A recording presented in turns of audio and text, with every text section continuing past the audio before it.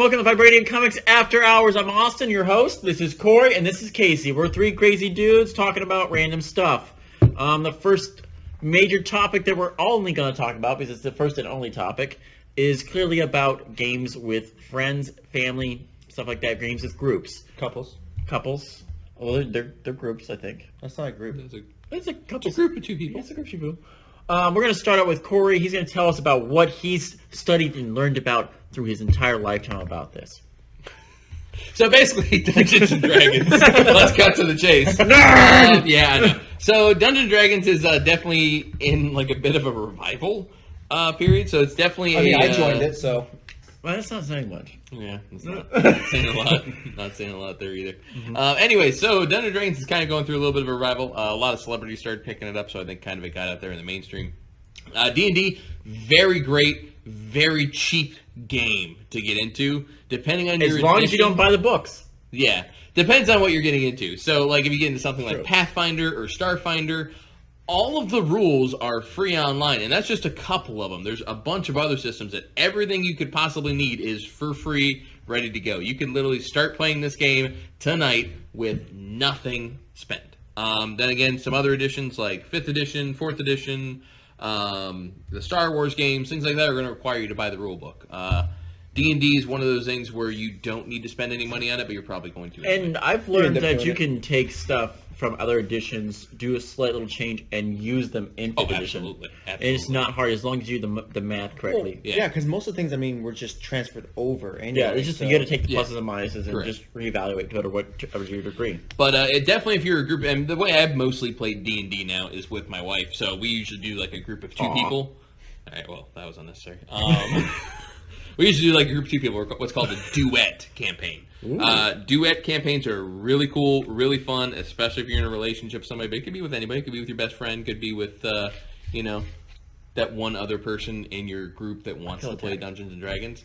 But it's a really cool, interesting style. If you're into D&D and you've never done a duet campaign, I highly, highly recommend it. It's a very different way of playing. You spend a lot of time focusing on writing the world, and the character will deliver the plot of your campaign through their backstory. That's his wife. That's my wife. Probably texting me. Yeah. Anyway, so she probably asked me when we were going to play the next D&D game. Probably. Okay. But anyway, so it's definitely a very, very cool, intimate game to play with somebody. You spend, if you're doing a duet campaign, you're going to go through content about 4 times as fast, so just make sure you plan out a lot more. Where the opposite of that would be playing D&D with a large group of people, 6, 7, or more people included on that. So if you're doing that many people, it gets a little bit more hectic depending on what system you're playing. You lose kind of track of things as you go. If you've got a group of 6 or 7 people that all want to play D&D, highly recommend 5th edition or any other rules. Or tell them to leave. Yeah, too. Pick your favorites. You don't need all friends. You only need 2 or 1. You only need 1 friend. Look at you, Karen. But so that would be it. Definitely 7-player or more D&D. You definitely want to play a rules light system. Never co-DM with anybody. That never turns out good. You spend more time figuring out what your plan is between the 2 DMs and less time actually. And don't let the person that's co-DMing play in the game too, because they say they won't metagame. And don't have a GM PC. Just don't have it. Yeah, don't add your favorite character. Don't do it. That you want. You put. Don't have a GM PC. Okay, yeah. Don't. It never works out good. Oh yeah, that guy. Which guy? Was it you we're talking about, or is it somebody else? What? I don't know. I was realizing what a GM PC was. A GM who has their own player character. They're like, oh, well, if we're playing for instance, a duet. We got a duet going on. Well, I'm going to make this really cool wizard guy or whatever, and he's going to... You mean Tuxedo Mask? Sure, Tuxedo Mask. The problem with that is that the players are going to pick up on it, and they're going to think that PC knows what's going on and is in on it.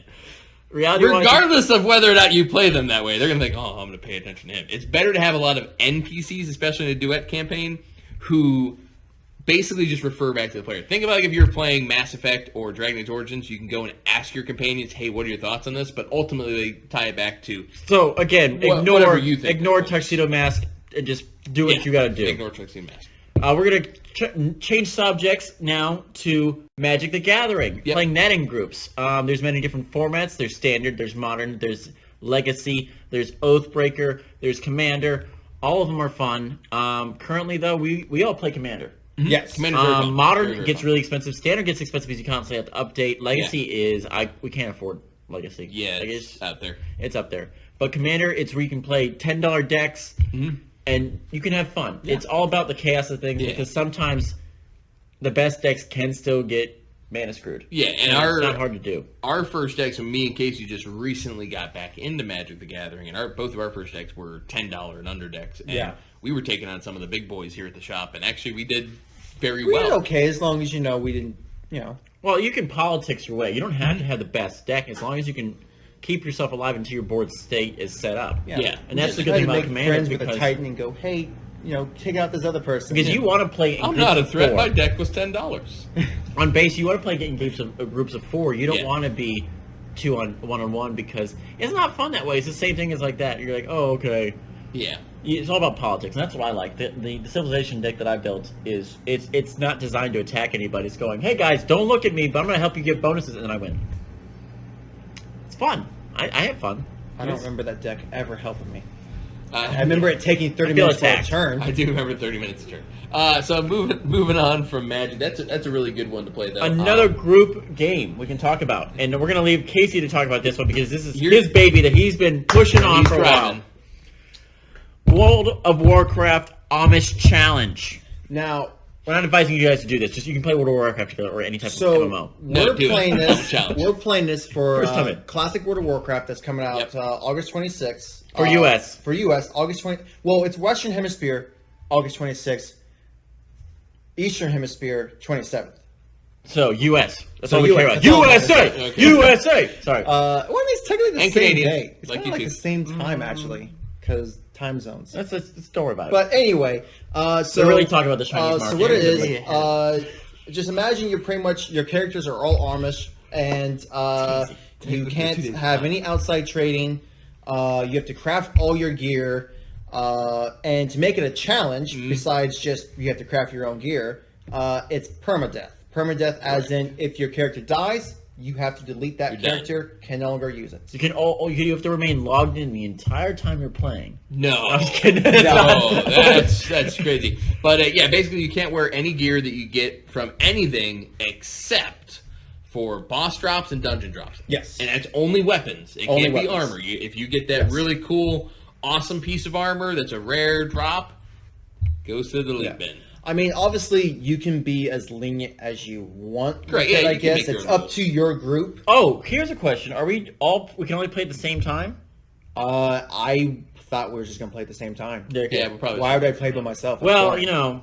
I thought some this was people game have as to. groups. Game in groups means some people more are than making one it more person. difficult on the rest of the group than others. that's party two. Yeah, that's we all have two parties for our Communication group. is key. That's all I have to say. Communication is key. What they suggest for this is to be in the same In the region, same area. same race usually, or in Yes. the next region over.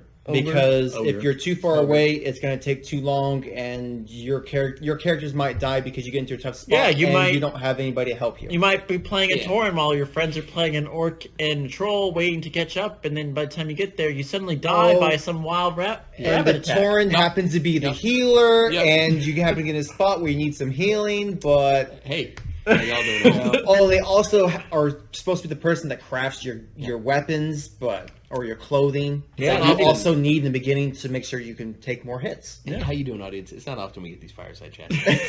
I think they're talking about me. I don't- What you guys don't realize that every week we're going to attack Corey. Yeah, pretty much. That's Star pretty Wars standard. was last week. This week is his poor decisions on World of Warcraft. yeah. Yep.